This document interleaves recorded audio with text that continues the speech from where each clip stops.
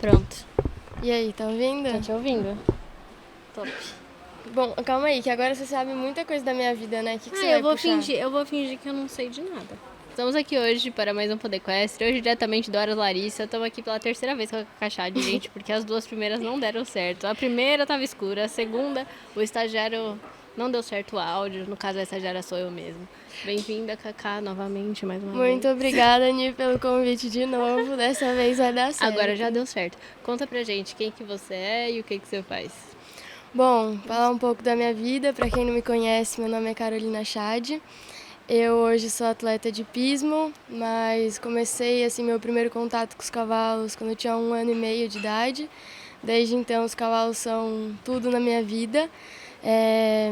Nunca parei de montar, sou de São Paulo.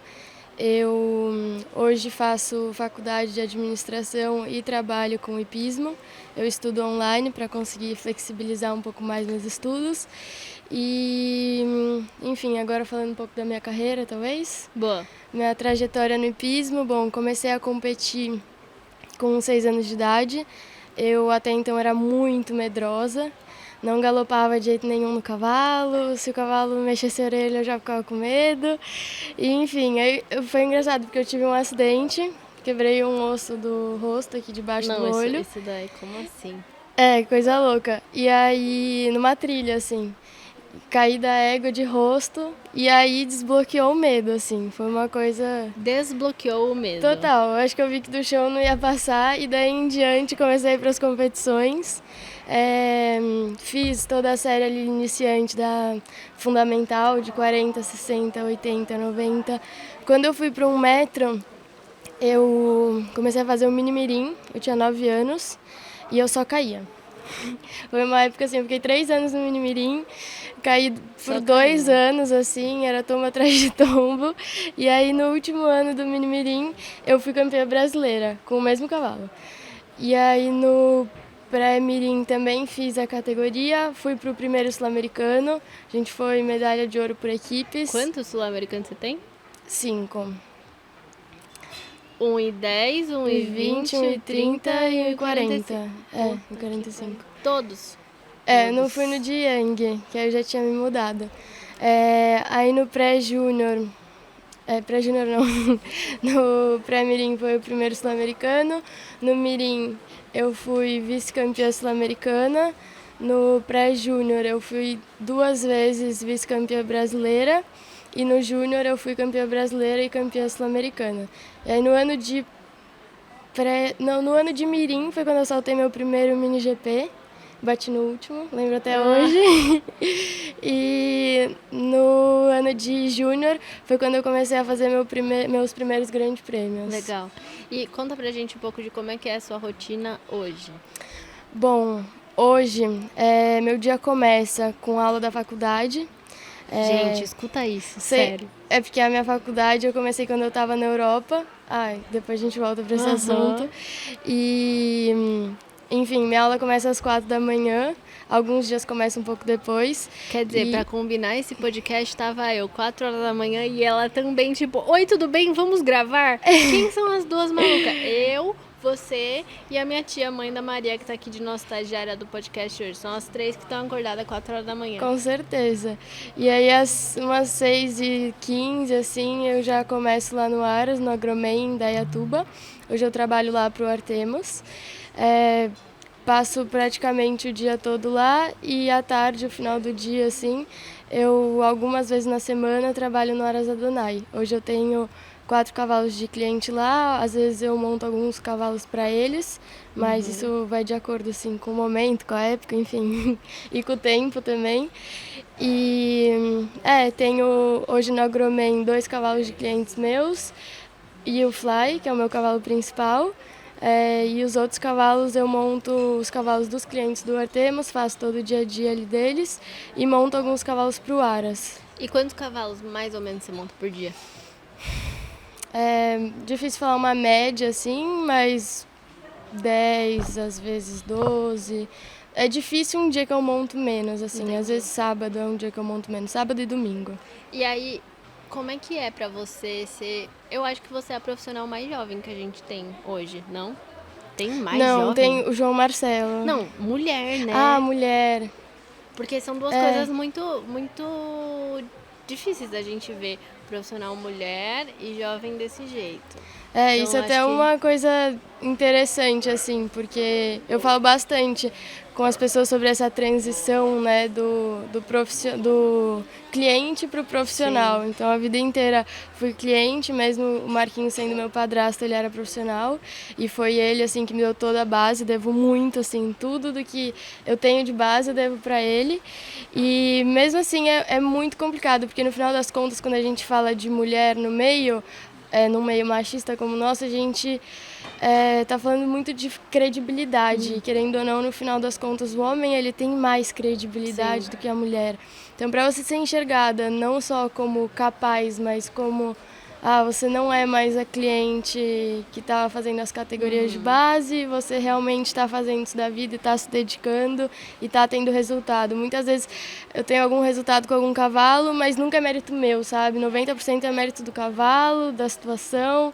Mas tudo bem. Esse é o discurso que as pessoas acham que Muitas acontece. vezes, Quer assim... dizer, não vê que você acorda 4 horas da manhã, que 6 horas você já está montada. Não, eu monto o dia inteiro. Tem dia que acaba às 7, 8 da noite. Mas eu amo isso. Eu falo pro meu pai até que eu não trabalho. Eu faço o que eu amo. Quem trabalha são eles. Porque eles falam, nossa, mas você tá trabalhando muito, coitada. Eu falo, não, coitada de vocês que tem que trabalhar. Eu não tenho que trabalhar, Sentada eu faço o que eu atrás da amo. mesa, assim, né? Exato. Isso pra mim é um prazer, assim. Se eu tivesse de férias, eu faria isso. Meu pai é engraçado que pra ele é muito difícil, assim. Ele fala, eu não tenho nada que me traz tanta paixão que nem você tem por isso. Então, eu não consigo te entender às vezes. E eu falo, se eu tivesse 5 mil ou 5 milhões, eu ia gastar com a mesma coisa. Então, é louco, assim. Como é que você fala pra um pai empresário, tipo, pai, agora eu vou ser profissional de hipismo? Que pra mim também não foi uma coisa, tipo, um momento de decisão. Eu ia perguntar isso pra você, porque, tipo assim, ok, você fez todas as categorias de base, saltou ali o seu 1,60 com o fly, que depois a gente vai falar de como foi isso.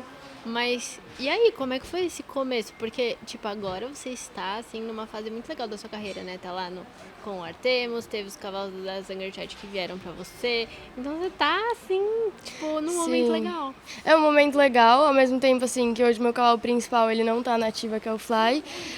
Eu dependo hoje um pouco dos clientes, mas eu acho que, assim, ao mesmo tempo que eu não tô tendo tanto resultado dentro das provas, por não estar na prova alta hoje com o Fly, por ele ainda estar tratando, tem o lado ruim, mas tem o lado que, assim, eu tô ganhando muito, assim, da experiência que eu não tive. Da experiência de fazer 1,60 m, de classificar nos grandes prêmios. Isso eu tive com o Fly, e muito cedo.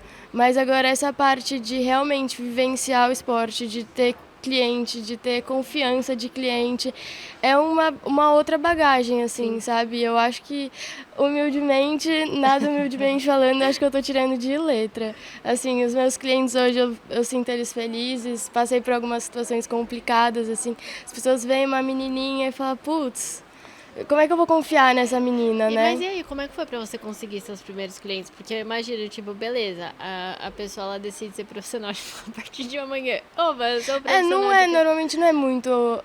Por exemplo, pra mim não foi uma coisa do dia pra noite. Eu sempre tive essa vontade, eu sempre soube, assim, desde que eu me conheço por gente que o cavalo é a minha vida. Então eu nunca tive um momento de vou fazer isso. Eu só não externalizava isso, porque eu sabia que não ia ser muito bem escutado em casa. Então eu falava, bom, vou deixar rolar e as coisas vão acontecer. Né? Sim, mas eu acho isso muito importante. Eu sou uma pessoa que, assim, eu não consigo parar de pensar. Então, se eu não estou na faculdade, eu tenho que estar envolvida com algum projeto, com alguma coisa que me faça, assim, é um outro lado meu, assim, que eu não posso deixar parado. Quando eu fui para a Bélgica, eu tranquei a faculdade no Brasil, fazer SPM, Ciências Sociais do Consumo. Não parece, não tem cara.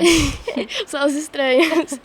Ai, gente, quando eu tava lá, começou esse curso, a gente via lá as pessoas assim, nossa, via de longe, gente né? esquisita. Aquele lá de Ciências do Consumo lá. Eu não sei se hoje ainda é assim, faz tempo já. Não era assim mesmo, eu era um pouquinho diferente. E aí, bom, quando eu fui, assim, eu senti muita falta, assim, de ter alguma outra coisa pra eu também focar, pra eu também pensar, me dedicar.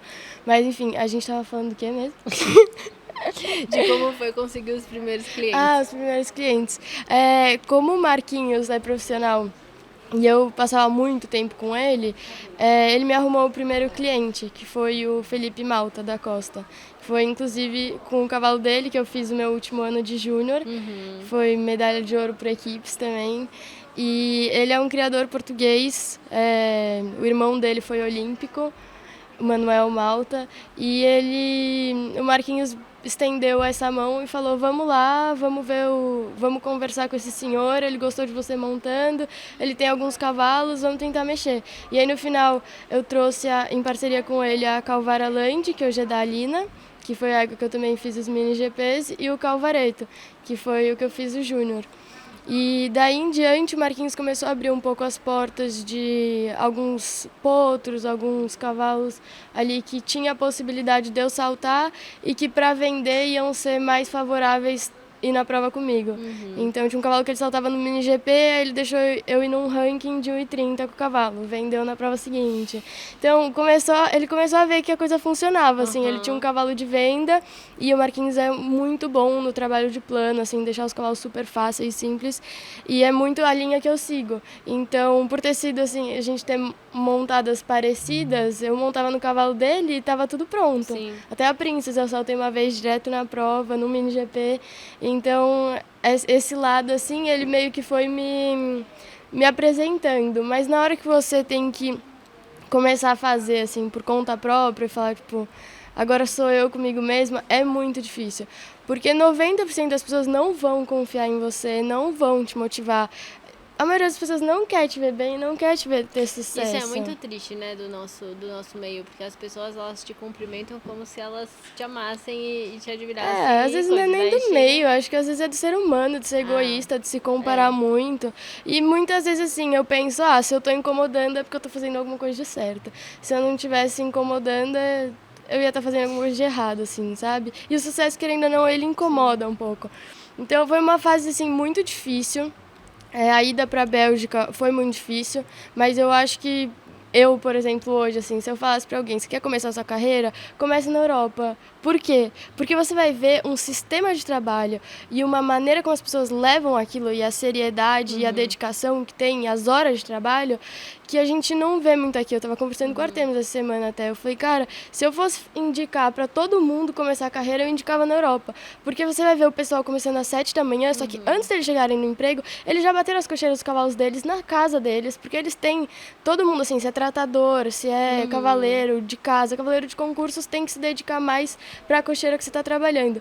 Mas os cavaleiros de casa tinham um comérciozinho deles com os cavalos em casa, 5 horas da manhã eles estavam lá limpando cocheira, passava ração, às 7 da manhã estava no ar, já começava a trabalhar, trabalhava o dia inteiro até às 5, saía às 5, ia montar os cavalos que tinha em casa e 7h30, 8 horas a gente se bobear se encontrava na academia. Era um negócio assim. E eu falava, meu Deus, eu quero também trabalhar mais, eu quero trabalhar mais. Todo mundo sai daqui e trabalha, por que eu não trabalho mais? Aí você começou a fazer faculdade. E aí você começa a ter aquilo como...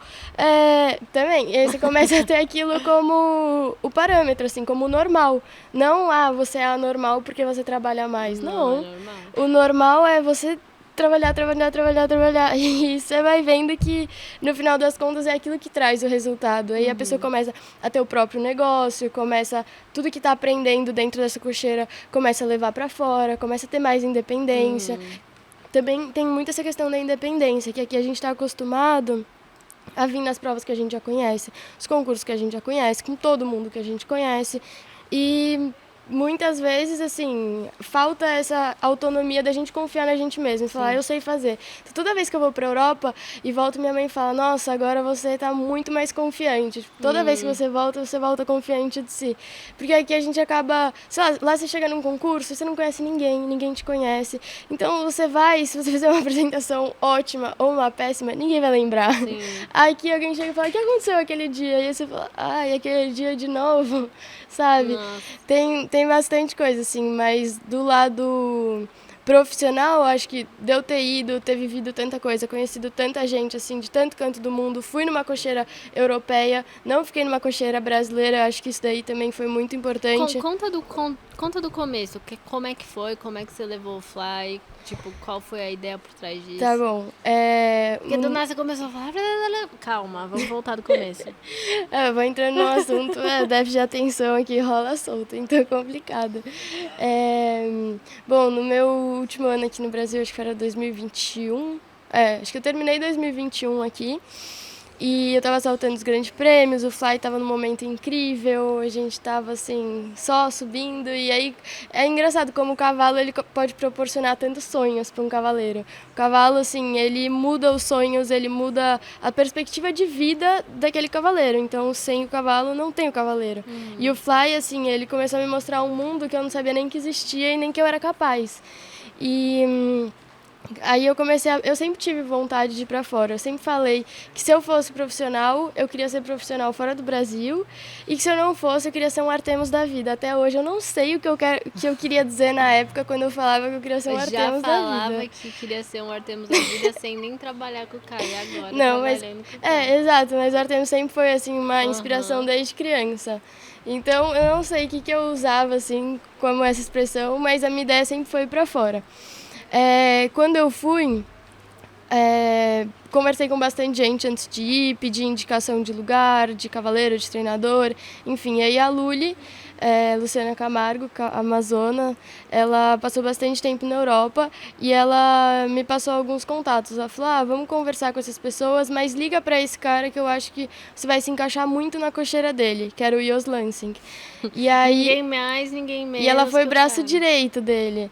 E aí a gente ligou para ele um dia, ele pediu alguns vídeos e ele falou, podemos organizar. E aí eu comecei, não, quero ir para a Europa, como é que eu vou fazer? Eu quero ir, tenho um sonho. E aí eu comecei a correr atrás de lei de incentivo. Então na minha fisioterapia, e aí meu fisioterapeuta falou, por que você não faz um projeto de lei de incentivo? Tem um outro paciente meu que faz canoagem, que tem um projeto de lei de incentivo, e ele faz tudo com essa lei de incentivo. Eu falei, vou atrás disso. E aí fui meses, assim, até eu achar um advogado correto para fazer o projeto, conseguir fazer o projeto, entregar no governo. A lei de incentivo, para quem não conhece, é você destinar uma porcentagem ali da taxa de imposto para algum projeto. A gente fez um episódio sobre isso já. Então... eu assisti, eu não assisti.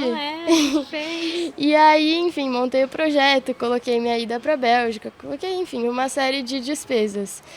E aí, enfim, a gente conseguiu levar o fly, chegamos lá, foi incrível chegar numa cocheira daquele alto nível, uma cocheira de comércio gigante, cara número 1 do mundo, campeão olímpico, assim, tudo, assim, o sonho do sonho. Só que, na verdade... Como é que você finge costume quando você chega na cocheira de um cara desse? Não, você não fica, você fica deslumbrado. Não, você já tava super bem assessorada, porque o DOD e tudo mais, Sim. Não sei o quê, tipo, enfim, né? Mas, você chega lá na Europa, numa cocheira que eu nem imagino como seja. Não, uma cocheira maravilhosa.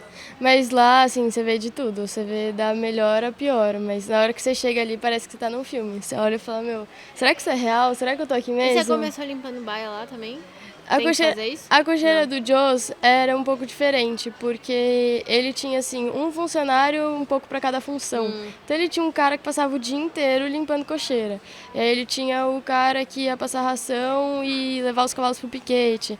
Era bem subdividido, assim, Entendi. Sabe? Isso é legal. Os cavaleiros selavam o primeiro cavalo, passava a cabeçada nos outros, mas assim, como eram muitos cavalos, era um negócio que, assim, se você for numa cocheira grande, se você for demorar um dia para conseguir montar 6 cavalos é inviável, porque você tem 12 cavalos para montar, levar no piquete, no andador, e todos os cavalos lá saem pelo menos 2 vezes da cocheira no dia.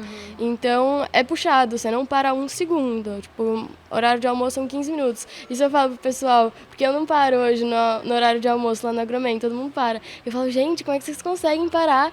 Porque são 2 horas o horário de almoço. Exato. E eu tava acostumada com aquela outra pegada, sabe? Então, enfim, mas é incrível, porque você começa a conhecer e conviver no dia a dia ali de cavaleiros que saltam 5 estrelas, que são seus amigos e têm a mesma idade que você. E eles estão ali disputando vaga. Eu imagino que deve ser uma loucura você entrar num paddock, entrar numa pista. Não é nem no paddock, eu tô falando assim, o pessoal que tava que tava ali, os cavaleiros. Por exemplo, o Jack Ryan, ele tava saltando pela Irlanda os 5 estrelas, é que agora ele saiu do Iose e foi para uma outra cocheira que ele não tem mais, acho que um cavalo hoje para os 5 estrelas.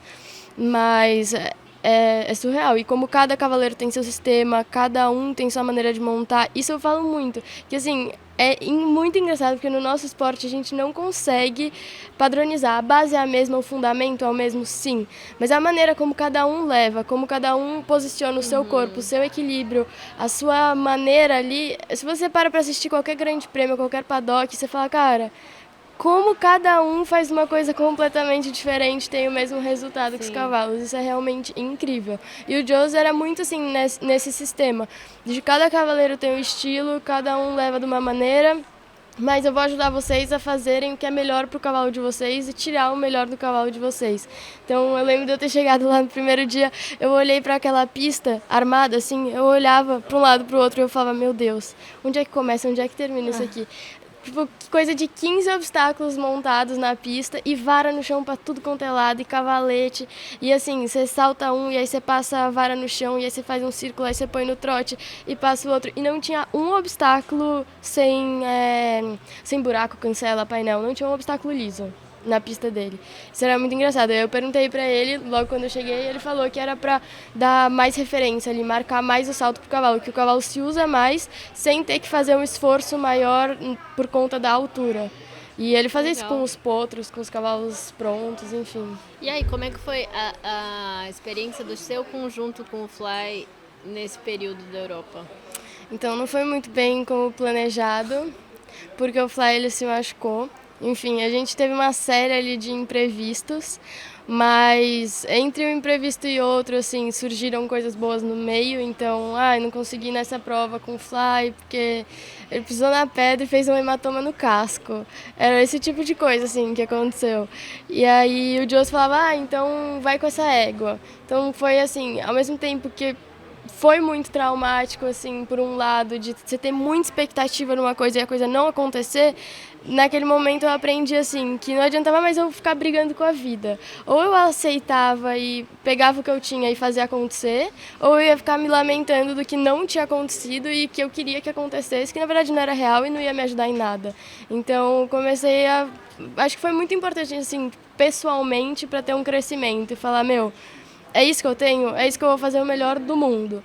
E eu sou muito assim, minha mãe fala, Carolina, para com isso, você está sendo muito sonhadora. Que eu monto um cavalo e eu falo, não, esse cavalo é o melhor do mundo, esse cavalo é olímpico, esse cavalo aqui é de grande prêmio, e eu levo como se fosse. E ninguém vai tirar da minha cabeça que não é. Que não é. Exato, mas Quer enfim. dizer, é olímpico até que se prove o contrário. Exatamente. Mas nesse lado, assim, foi muito importante e me obrigou a sair da zona de conforto. Eu tinha que ir atrás de veterinário que eu não conhecia, de clínica que eu não conhecia, onde é que compra medicamento, onde é que manipula, com quem que eu falo para isso, com quem que eu falo para aquilo. O ferrador não tem o ferro que o meu cavalo usa. Como é que eu vou achar um ferrador que tenha? E porque ninguém pega na sua mão e fala, vem cá, vou te ajudar. Era isso que eu ia perguntar, né? Na verdade, quando você chegou lá, você deve ter montado vários cavalos, né? Alguém pegava na tua mão e falava assim, esse cavalo aqui, ele é assim, ele é assado, ele precisa disso, ele precisa daquilo. Não, isso é muito uma coisa brasileira, eu acho até. De ter, às vezes, muito sistema com algumas coisas. Porque eu falo assim, eu monto de um jeito, você monta de outro. Então, às vezes, muito difícil. Mas eu queria montar como você, que é muito claro, hein? Eu acho muito difícil eu querer me colocar no seu lugar e falar pra você fazer como eu faço. Porque o seu sentimento é um, a sua força é outra. É tudo diferente, então você vai montar no cavalo, quando alguém monta um cavalo meu, eu falo, monta, sente, normalmente eu, sei lá, hoje é um dia que eu vou trabalhar um pouco mais de fôlego. Faz do seu jeito, entendeu? Você vai ter o seu sentimento ali em cima. Porque se eu falar pra você, não, põe mais a rédea assim, a rédea assada, a mão assim, eu não acho que vai ser tão eficaz quanto eu deixar a pessoa que eu tô confiando pra montar o cavalo ter o sentimento ali em cima. Então, o pessoal era muito assim, sabe? Esse cavalo aqui, coloca ele no andador antes de montar. Só. Esse aqui a gente costuma rodar um pouco antes de montar, depois do dia de folga. só era o básico, assim, sabe? Aí, esse aqui, monta como você quiser. E aí, se você tivesse fazendo alguma coisa que a pessoa não gostasse, a pessoa falava, esse cavalo, sei lá, evita fazer círculo pequeno porque ele sente um pouco a mão. Mas, assim, nunca era uma interferência muito grande no seu sentimento, no que você estava fazendo. Então, tipo assim, aquela ilusão que a gente tem de que a gente vai chegar lá e vai ter aulas e aulas e aulas, não é o que acontece. Não. O Jose, ele era uma pessoa que ele passa o dia inteiro na pista. Sim, ele trabalha o dia inteiro. Ele é uma pessoa fora do normal. Você falou, né, que ele vai de bicicleta e faz não sei o que lá. Não, ele é um atleta, assim, depois que ele teve câncer, ele passou a cuidar mais ainda da saúde dele. E aí ele disse que depois dessa época que ele se tratou, ele começou a pedalar. E ele fala que é a terapia dele. Então ele vai pedalando, acho que são 16 quilômetros, chega lá às 7 da manhã, 8 no máximo, fica o dia inteiro e ele não tem cadeira no escritório dele pra ele, porque ele fala que ele gosta de trabalhar em pé. Então ele fica ali no computador vendo vídeo, ele é técnico da seleção holandesa hoje. Então ele trabalha muito. E dali ele vai montar 2 cavalos no dia e passa o dia inteiro dando aula pra gente na pista. Então vai treinar, são 60 cavalos na cocheira dele. Então todo mundo tinha algum cavalo pra saltar assim no dia.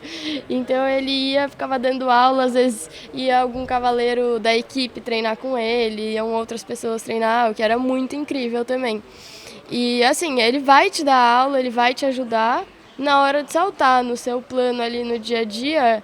Ele falava assim, cada um já tem seu sistema, você sabe o que você está fazendo, por que eu vou ficar corrigindo mais e mais? Às vezes a gente tem a ilusão de que precisa fazer mais e mais e mais. Não, se a gente faz o básico bem feito, é aquilo. Se você tem uma sensação, como é que eu vou soltar o corpo do meu cavalo? Como é que eu vou fazer o meu cavalo entrar com o pé, ceder pela cernelha? Enfim, são sentimentos que você ali em cima tem de como você vai fazer cada cavalo cumprir ali com o que você quer, ficar o mais relaxado possível e como você vai deixar o cavalo mais fácil, principalmente para você saltar. Então o dia a dia é voltado para como eu vou deixar esse cavalo fácil e bem preparado para o dia de salto, para o dia da prova, né?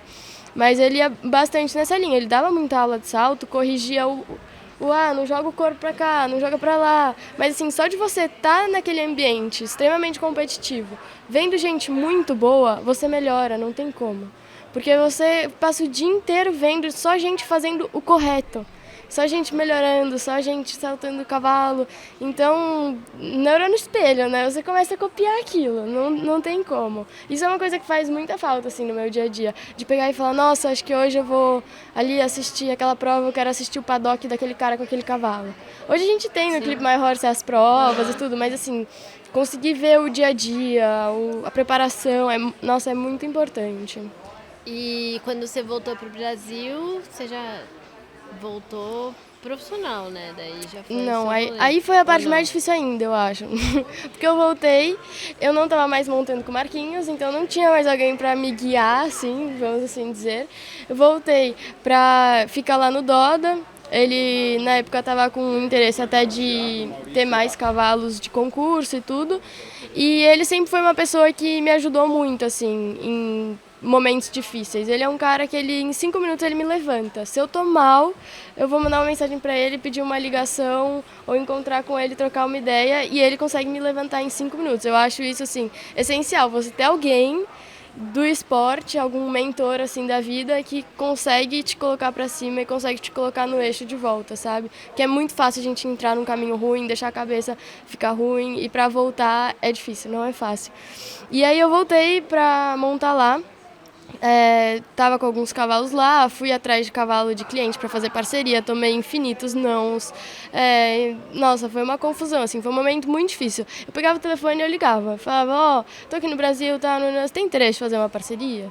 Ah, não tenho, tal. Você tem interesse? Aí eu ia lá, montava o cavalo, não mandava o cavalo.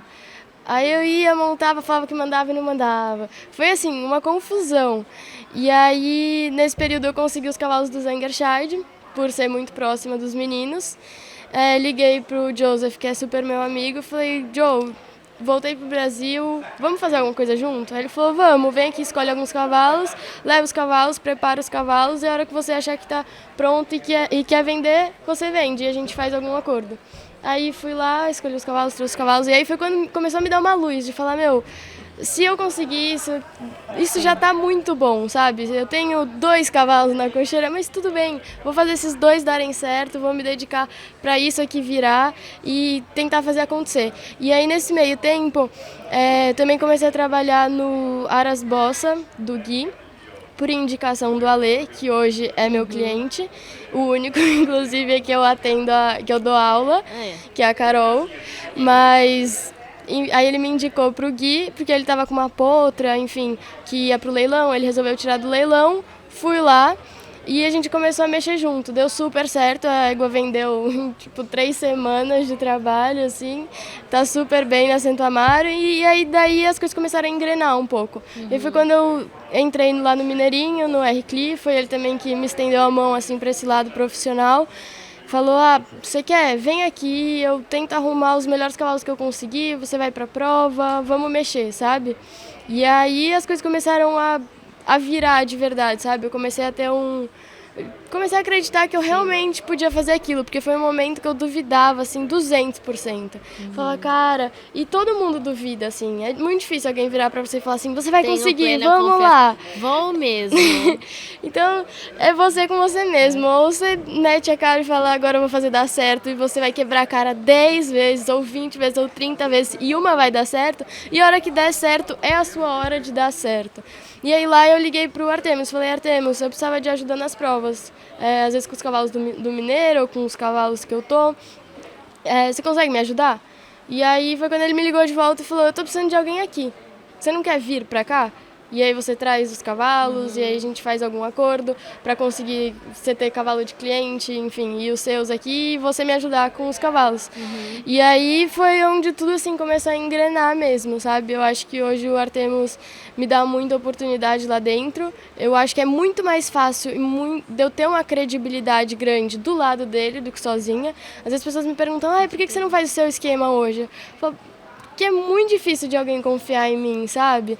Por exemplo, um dos cavalos que veio, até contei pra você, um dos cavalos que eu tô agora de cliente, o ex-profissional que tava com ele falou, mas você só vai mandar o cavalo pra ela porque ela é bonita. É o tipo de coisa que você ouve, exato. E assim, igual esse tem 1 milhão. Então, e às vezes... essa parte é muito complicada, porque na hora que você acha que a coisa vai engrenar, o cara tá com outro interesse. Ele não quer te contratar pro Aras dele. Ele não quer te dar um cavalo. Já aconteceu com você? 1 milhão de vezes. Não, 1 milhão, mas muitas vezes. Vem aqui no Aras, a gente vai ver o que acontece. Vem aqui no Aras, monta o cavalo, acho que vai dar muito certo com você. O cara não quer lá. Você chega no Aras, o cavalo tava até manco. Tipo, putz, mancou o cavalo, meu. Não, é difícil. Mas no final, assim, vale a pena. Hoje eu tô montando alguns cavalos do Aras Agromen também, tô muito feliz. Tendo bastante oportunidades, cavalos muito bons. E não adianta, é dedicar e confiar em você mesmo, porque na pior hora você tem que lembrar da melhor hora. Na melhor hora você tem que lembrar da pior hora e falar, baixa a cabeça. Então, já que a gente já tá falando um pouco disso, conta pra gente como é que foi sua trajetória com o medo das coisas, porque é sempre o assunto que eu... Com medo? Sim, porque, por exemplo, temos exemplos aqui de pessoas que, tenho medo da altura, ou tenho medo de, sei lá, montar, saltar mais alto, fazer as coisas. Tenho inseguranças. Não ia falar medo, eu ia falar mais insegurança, porque é uma coisa que a gente não conhece, né? É o desconhecido, voo para uma coisa nova. É um percurso novo que tá ali, é um cavalo novo. É alguma coisa que não é previsível. Então, acho que é natural a gente ter uma certa desconfiança, assim. Mas eu acho que o desafio leva a gente a ter mais e mais vontade. Eu acho que, assim, ao mesmo tempo que a gente tem que se desafiar, a gente também tem que entender o momento que a gente está. Então, por exemplo, tem muitas pessoas que, eu quero fazer o grande prêmio. Mas assim, você está no momento para fazer o grande prêmio? Hoje você fala, vai num grande prêmio com o Fly. Claro que não. Não estou no meu momento de fazer o grande prêmio com o Fly. Mesmo já tendo feito Exato, antes. Mesmo já tendo feito antes. Tem o seu momento, o momento do cavalo, o momento do conjunto. Então, eu acho que quando você está pronto, você está bem assessorado, você tem uma boa equipe por trás, porque isso é fundamental, ninguém faz nada sozinho. Então, se você não tem uma boa equipe veterinária, um bom instrutor ou um bom assessor, enfim, o que for, bons cavalos, clientes, tratador, apoio familiar, que é muito importante. Se você não tem essa base, alguma coisa falha, isso pode mexer muito com você, mas se você tem estrutura básica sua, assim, estabilizada, você fica mais confiante de si mesmo, sabe? E vamos enfrentar isso como um desafio? Vamos lá? Eu gosto de, por exemplo, entrar numa equipe do Sul-Americano e ser a última a entrar, ou ser a primeira a entrar, e saber que o que eu vou fazer vai definir o que os outros vão precisar fazer, mas de ter a confiança em mim e falar, deixa que eu vou ajudar, pode deixar comigo. Falando nisso, sabe? vamos puxar pro seu Sul-Americano com Fly, então. Fala disso. Não fala do medo. O Sul-Americano com Fly é engraçado, assim, porque no começo do ano, todo o começo do ano, assim, o Marquinhos me ensinava a fazer um planejamento de concurso. Então, mesmo que vá mudar, no começo do ano já olhar os concursos que eu vou querer ir e definir qual que vai ser o meu principal objetivo naquele ano. E aí, sei lá, em fevereiro ele falou, qual que é o seu principal objetivo esse ano com o Fly? Aí eu falei, o sul-americano. Aí ele falou, e o brasileiro? Eu falei, não, o brasileiro não. O brasileiro pode ser consequência, mas o meu foco é o sul-americano. Aí ele falou, tá bom, então vamos trabalhar para isso. E aí a gente, enfim, foi ali construindo o trabalho com o Fly. E eu já estava na altura, já não era uma novidade assim, a altura, já tinha feito alguns clássicos, então nessa parte assim, eu não tinha desconfiança da altura, porque acho que na hora que você está num conjunto muito afinado assim, muito confiante, com um cavalo que passa muita confiança, você acredita muito que você é capaz. Então você acaba indo para os campeonatos. Eu sempre falo assim, eu nunca penso no campeonato em si, sabe? Tipo, eu preciso ganhar esse campeonato porque ele vale isso. Eu sempre entro como se fosse um treino para alguma coisa maior. Então eu entrei, sei lá, todos os dias do brasileiro, que a gente ganhou também, pensando que era o meu treino para o sul-americano. Então eu olhava para a pista e falava, qual que é o meu planejamento de agora, do meu percurso? O que eu vou fazer hoje? Vou fazer isso. Sem pensar em nenhum momento, tipo, isso vale o título ou isso não vale o título. Tudo bem, você pensa, mas não era... Eu não estava levando como um peso, assim, não era o meu objetivo. É como eu falei, eu levava como uma consequência. E a hora que eu cheguei no Sul-Americano, eu já estava num conjunto tão bom, eu acho que assim, mentalmente eu estava muito bem. Eu, antes de algum campeonato importante, assim, pego uns 20 dias antes e começo a meditar todos os dias. Tem uma série de outras coisas antes, durante, depois, assim, que eu acho muito importante para conseguir manter uma cabeça positiva, sabe? Porque, querendo ou não, isso vai refletir ali na pista. E aí a gente foi indo dia por dia, ele saltou muito bem no primeiro dia, a gente já teve um resultado muito bom na caça. No segundo dia a gente fez 0 na primeira volta, e eu lembro que até para a segunda volta eu falei, nossa, eu fui conversar com a minha mãe e eu falei, nossa, agora eu vou precisar colocar o dobro de perna, porque ele vai saltar melhor, e ele passou meio raso a primeira volta. E foi engraçado, porque assim, eu sabia exatamente com o Fly o que ele ia fazer cada segundo do percurso, porque eu já conheci ele tão bem que eu conseguia prever, que eu consigo com ele, prever cada segundo do meu percurso e o que eu preciso fazer para ele concluir aquele percurso assim com muito sucesso. E aí ele saltou super bem a segunda volta e aí fomos pro último dia. E aí eu lembro que eu tava no ônibus assim, aí uma amiga virou para uma outra amiga e falou assim: pra mim já deu, tipo, já tô fora. Porque eu tava liderando o campeonato. Aí a menina virou pra ela e falou assim, não, você nunca sabe o que pode acontecer. E aí na hora que ela virou, ela viu que eu tava do lado. Aí as duas ficaram quietas, assim, sabe? Com um pouco de receio. Tipo, putz, estamos falando que pode ser que dê errado com ela. E esse tipo de coisa, assim, por pior que seja, é o tipo de coisa que me dá um gás. Na hora que me dá uma raiva de alguma coisa, é na hora que eu faço a coisa acontecer. Vou fazer na força do ódio. Não, total, porque você consegue canalizar aquela raiva, aquele outro sentimento que é forte também, para foco. Toda vez que às vezes alguma coisa me tira, assim, que eu me irrito, eu consigo canalizar para focar mais, porque eu sou muito dispersa. Então, se eu chegar na pista e eu estiver feliz demais, eu não vou estar prestando atenção demais no que eu estou fazendo. Então, na hora que eu tenho um pouquinho de pressão, um pouquinho de vamos fazer, eu concentro mais no que eu estou fazendo, assim. E você falou que você foi lá no Zangershard escolher os cavalos. Conta pra gente o que você gosta de características nos cavalos. Eu vi um vídeo que postaram esses dias, acho que não sei se foi a Hípica Paulista, enfim, perguntando pros cavaleiros se eles preferiam... Franco ou limpo? Se eles preferiam cavalo franco ou limpo. Eu prefiro franco, hein? 200% franco. Franco é o que não vai... O franco é o que não para, limpo é o que não faz falta. Mas eu acho que, assim, cada cavaleiro tem um pouco de sentimento, sabe, específico. Então, eu vou montar um cavalo. Antes de eu montar, eu vou olhar a estrutura física do cavalo. Então, eu vou olhar ali a estrutura mesmo do cavalo. Vou ver os aprumos, a musculatura, a garupa, o tamanho, enfim. Porque aquilo também já vai dar uma ideia da montabilidade, do estilo daquele cavalo. E aí... eu não tenho muito um padrão, assim, sabe? Eu gosto disso, eu gosto daquilo, mas assim que eu monto o cavalo, nos primeiros segundos, assim, eu gosto de sentir o animal, sentir, tipo, se ele é agitado, se ele é calmo, se ele é inteligente, se o cavalo é esforçado, enfim, o equilíbrio do animal, porque são várias coisas que às vezes o cavalo não está numa condição boa, mas que você vê um cavalo esforçado, dedicado e um cavalo Disposto, né? Disposto a fazer. Então eu acho esse tipo de cavalo assim, com bom caráter muito mais fácil de lidar. Às vezes um cavalo que a gente fala que não tem um bom caráter, às vezes ele não teve um histórico tão bom, não confia tanto no cavaleiro, às vezes é um cavalo muito limpo, mas eu sou uma pessoa muito sensível com os cavalos, então eu sou a pessoa que entra na cocheira, que conversa com o cavalo, que sei se o cavalo tá bem, se ele não tá, gosto de ficar analisando o cavalo ali dentro da cocheira, como é que ele para, como é que ele não para, o que ele come, todas essas coisas assim, sabe? Eu acho que na hora de escolher um cavalo, tem que incluir muitos fatores. Qual que é a idade do cavalo, qual que é a saúde do cavalo, qual que é o histórico do cavalo. Então, às vezes a gente vai assim no lado racional, mas muitas vezes esse lado racional não serve para nada. Às vezes você fala, esse cavalo tem um exame perfeito, mas o cavalo, sei lá, sente uma dor que ninguém sabe o que é. E às vezes esse cavalo, não tem uma imagem boa, mas é um cavalo assim que teve um currículo incrível a vida inteira. Então, sei lá no Zangerscheid eu estava escolhendo um cavalo comercial, um cavalo fácil, um cavalo com uma certa força.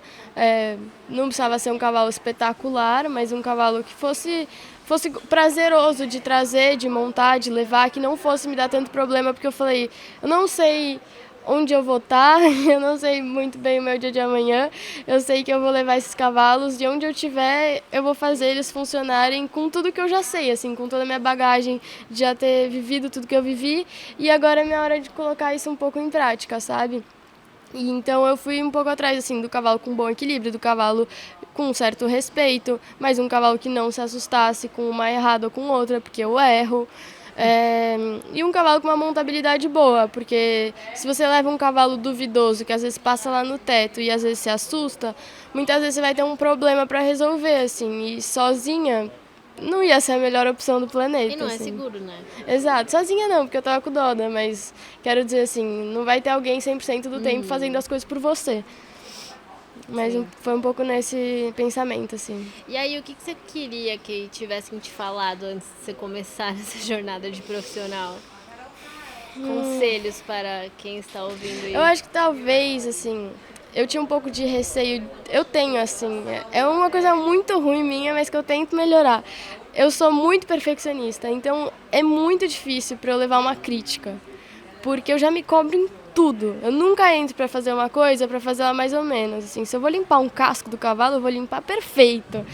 Nesse nível. Então, assim, quando alguém vira e fala de algum defeito, me trava. E às vezes é uma coisa assim que me bloqueia. Então faltou de eu ter conversado mesmo com as pessoas, de ter escutado um pouco mais. Porque às vezes eu conversei com bastante gente, mas eu devia ter conversado mais ainda, sabe?